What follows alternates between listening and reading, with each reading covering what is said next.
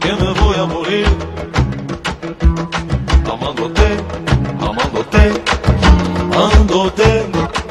Algún día sabrás lo que ha sido vivir amándote, amándote, amándote.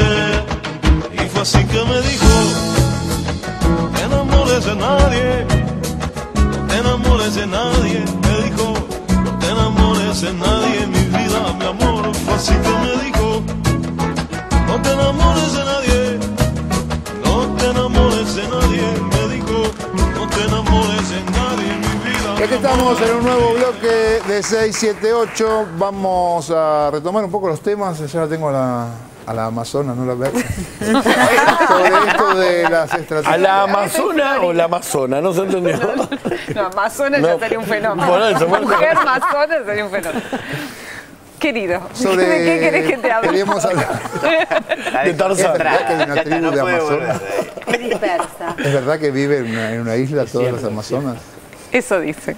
Bueno, vamos a está bien, tener no que creo- irnos a una Esto, isla. cualquier cosa que digas tiene cero credibilidad. Cero. Bueno, a ver. No, volvamos a esto, de esto de las estrategias de Clarín y lo que estamos viviendo. Falta una semana para ver si se cumple la ley o no. Todos tenemos esperanzas y dudas. Y dudas bueno, y- ¿qué van a inventar ahora? Bueno, un poco, el ministro antes decía en el primer bloque el tema de la imposibilidad racional que apelen a una denuncia ante la Comisión Interamericana de Derechos Humanos porque no tendría asidero.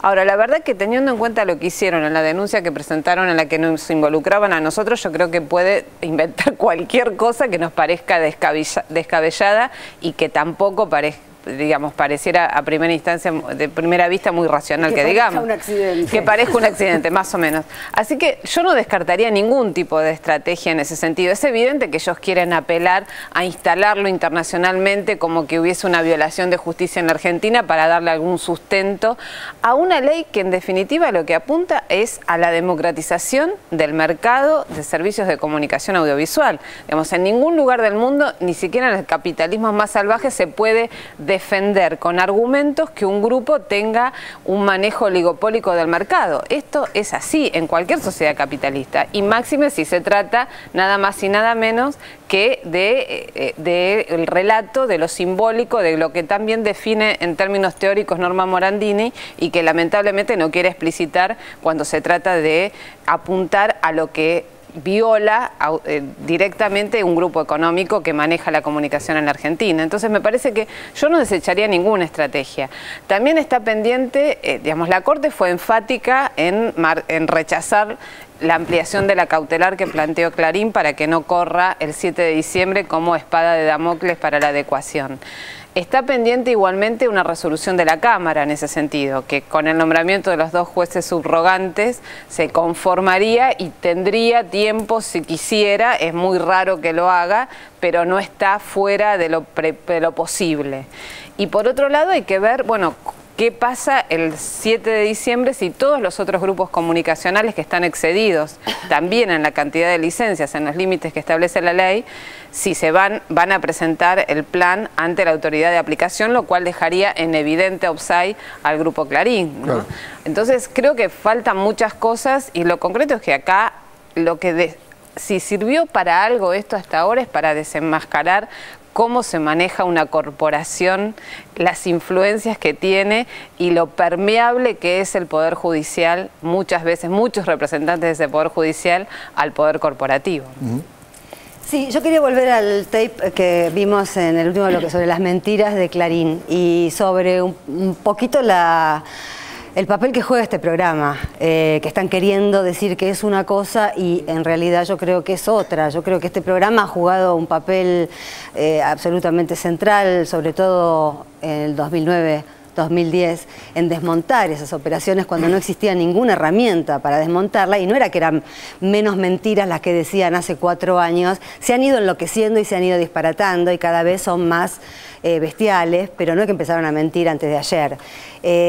Y volviendo al paradigma Morandini del periodismo, me parece que lo que les ha molestado y que ellos elaboran como burla, como recorte, como ficción de periodismo, es sencillamente que fue la primera vez que se les contestó a los periodistas de la posición dominante, porque la posición dominante, y todavía sigue siendo eso hoy, es la que tiene la última palabra, porque por la posibilidad de multiplicación terminan teniendo siempre la última palabra. Y lo que hizo este programa en solitario en un primer momento fue salir a decir, no, lo que están diciendo no es así, y mostrarlo de la manera más fácil, más llana, más clara para un público que había sido engañado durante mucho tiempo, porque hay que decirlo, el público de los grandes medios de comunicación hace muchos años que viene siendo manipulado, y vamos hacia el fin de eso.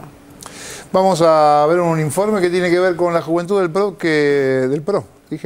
que parece que se burló de su jefe Macri. Lo vemos. La juventud del PRO se burló de Macri. Y así pareciera, porque sería la única forma de entender esto que ocurrió. Justamente Macri está en un encuentro con jóvenes del PRO en La Plata. Hay algo que me superó. A ver si Vero me puede poner la imagen. Ahí está, este es un acto hablando, hace un ratito. Con jóvenes militantes. Jóvenes militantes. Fíjate que él tiene en la mano una remerita amarilla. Y después están todos los chicos ahí con una remera. A ver, Vero, si tenés la próxima. No. Yo no te lo puedo explicar. Macri es revolución. Es decir, Macri es el Che Guevara. Muy bien. Es el Che Guevara. Twitter de Fernando Amato. El Che Guevara del PRO se pone una barba postiza y se la traga. Twitter de Chalo. El Che Guevara del PRO viaja a Bolivia a buscar mano de obra esclava para los talleres ilegales de su mujer. Twitter de Fabodisc. Macri está buscando en Wikipedia quién carajo fue el Che. Facebook de la Solano Limada. Es el momento de la revolución, porque los pobres son un problema. Basta de pobres. Luchemos por un paraíso porteño sin pobres en la calle que queda mal. El Che Mauricio. Para divertirnos más todavía, comparemos un chiquito los discursos de los protagonistas. Gastar 4 a 5 millones de pesos por día para sostener aerolíneas argentinas cuando lo sostenían los españoles.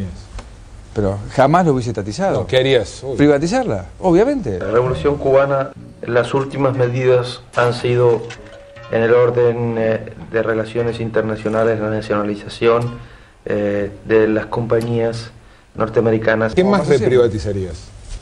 ¿AFJP?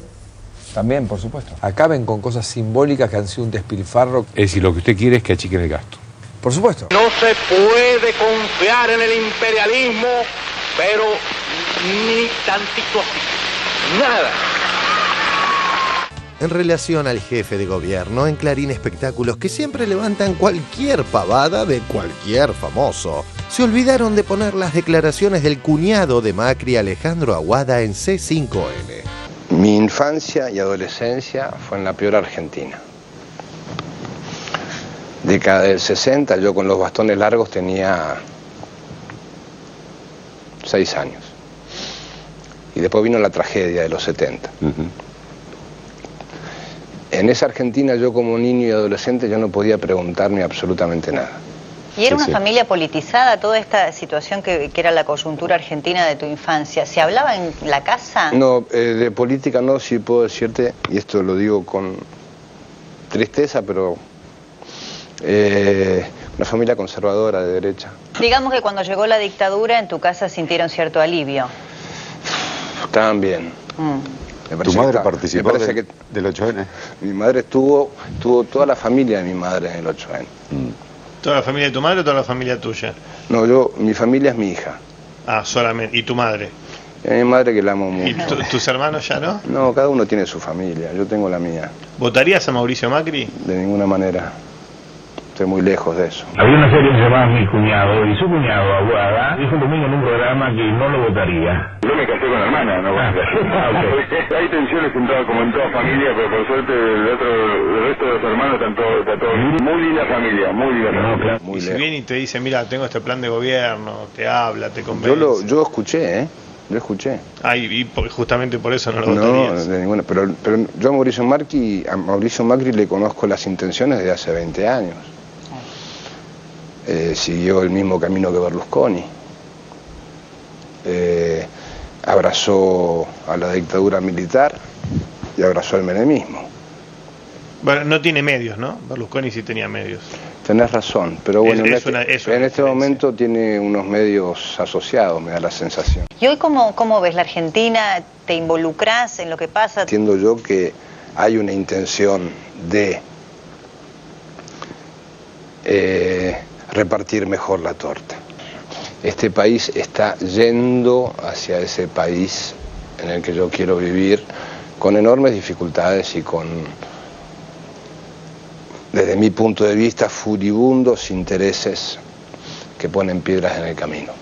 Yo estoy muy a favor de la ley de medios. La veo sumamente enriquecedora en términos de libertad de prensa.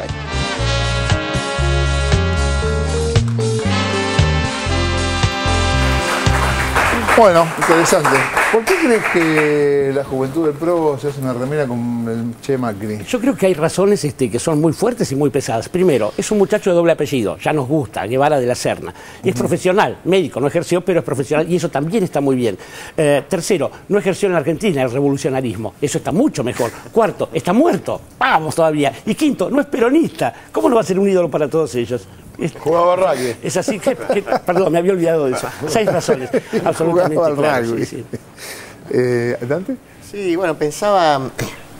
A ver, primero, respecto a una pequeña cosita de los tapes anteriores que me había quedado, me parece que una vez más estamos viendo diferentes formas de censura en la línea de lo que siempre mencionamos acá de Ramonet y la censura democrática. Acá en realidad, y creo que muchas veces pasamos por alto cuando mencionamos a Ramonet, que creo que de esa definición de la censura democrática, como esta censura que ya no opera a través de recortes, sino por saturación de información trivial, digo, hay un nuevo sujeto que es el que censura. Y ese nuevo sujeto, en este caso, es un monopolio de información, digamos, o un poder hegemónico de medios que censura a través tanto de denuncias, ¿sí?, como de, digamos, estos otros formatos de recorte en este sentido, a partir de la amplificación de 300 medios, etcétera, etcétera. Pero digo, puntualmente respecto de lo que decía Jorge recién, también la cuestión, digo, es un ejemplo más esta remera de la forma en que el capitalismo banaliza referentes, banaliza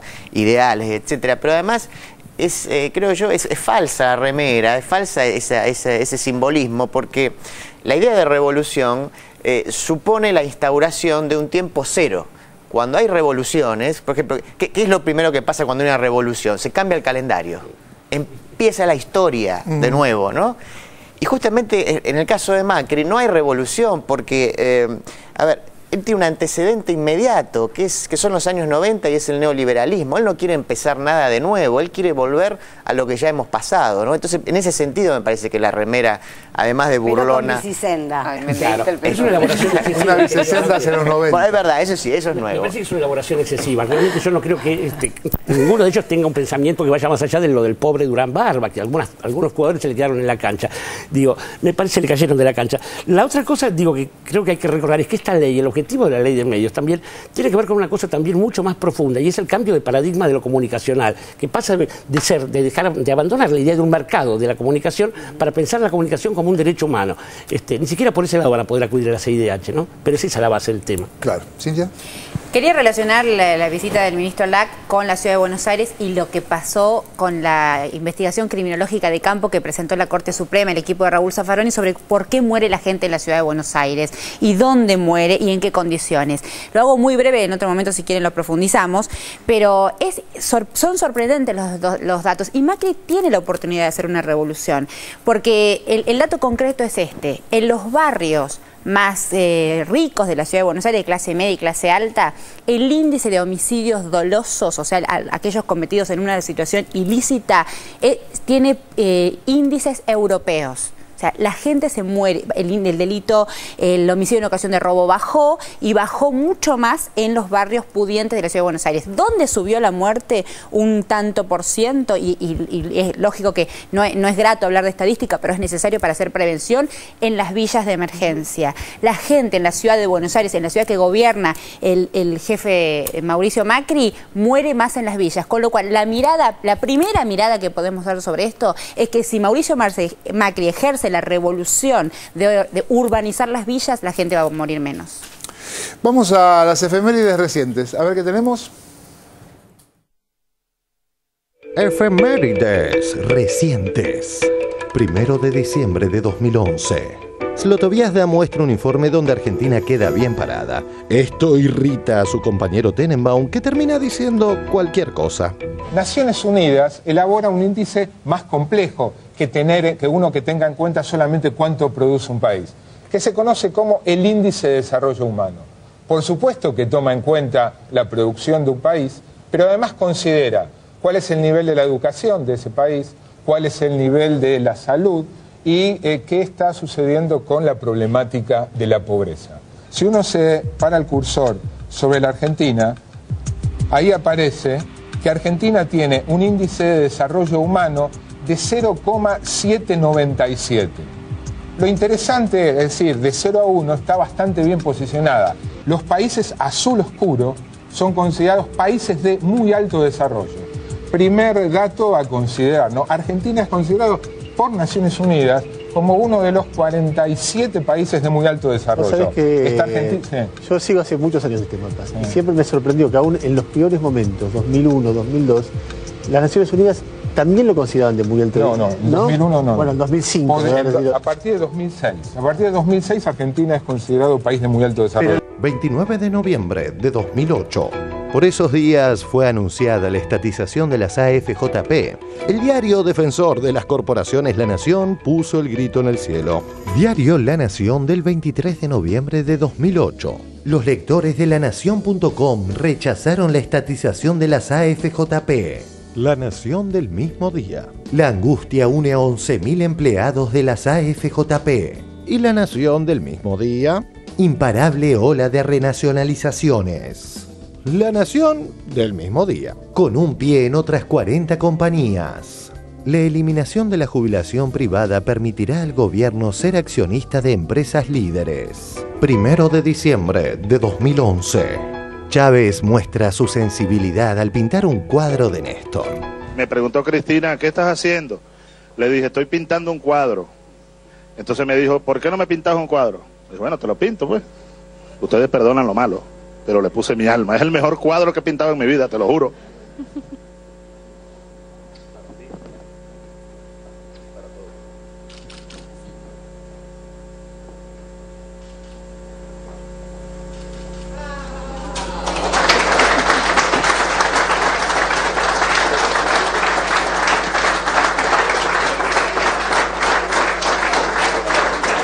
Pues sí, no lo cree. Mira que no lo cree la gente que yo pinté ese cuadro. Más nadie metió la mano ahí. Me tuve que poner a estudiar teoría de colores, a recordar cosas. Sí, mi reina, te lo pinté a ti. 5 de diciembre de 2011. La ministra italiana de Trabajo llora al tener que presentar los ajustes a los jubilados. Perché il sistema pensionistico è un meccanismo lungo tra le generazioni. E allora abbiamo dovuto, e questo sì che ci è costato anche psicologicamente, chiedere un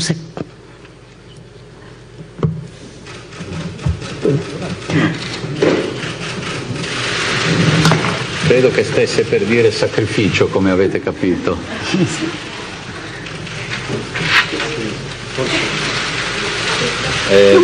Posso... Sì. 30 de noviembre de 2011. Una gran parodia sobre la crisis española. Cuando pierda todas las ayudas, cuando no me quede solución, cuando te jubiles de becario o parado de la construcción, cuando te despidan con un beso en lugar de la indemnización, cuando al matrimonio entre los gays llamen matrimonio maricón. Resistiré aunque me quiten todo, aguantaré los años de gobierno del PP. Resistiré aunque me quiten todo, aguantaré los años de bien. Dramático, ¿no? El resistiré aunque me quiten todos, ¿no? Sí, no es gracioso en modo alguno. No. Yo estuve en mayo en España de este año y digo, ver de cerca las cosas, todavía digo, con un margen de caída que los mismos españoles no conocen, digo, ¿no? Han tenido unos 30 años de estado de bienestar, nunca resolvieron sus cuestiones, la suciedad tremenda que anida en los secretos de la Guerra Civil Española, hicieron ese pacto de la Moncloa que durante tanto tiempo fue una especie de ejemplo, ¿okay? Y son los ejemplos más rastreros de una convención de personas que quieren meter toda la mugre de la historia debajo de la alfombra. Aún así, digo, a uno le da por decir, bueno, ven lo que le pasa a los socialistas como los del PSOE, que se confunden a tal punto que no son ni socialistas, ni obreros, ni españoles, a duras penas son partidos al medio. Digo, bueno, ahí es lo que pasa, se pierden las opciones de una sociedad para saber lo que les está pasando, y eso es lo que les está pasando. Lo que decía Ortega Gasset de Argentina cuando vino, pero al revés, los argentinos no sabéis lo que os pasa, y eso es lo que os pasa. Bueno, hermano, mirá las vueltas de la historia, ¿no? Bueno, la ligó hasta Ortega y Gasset. Sí, vamos a... Gasset y Ortega.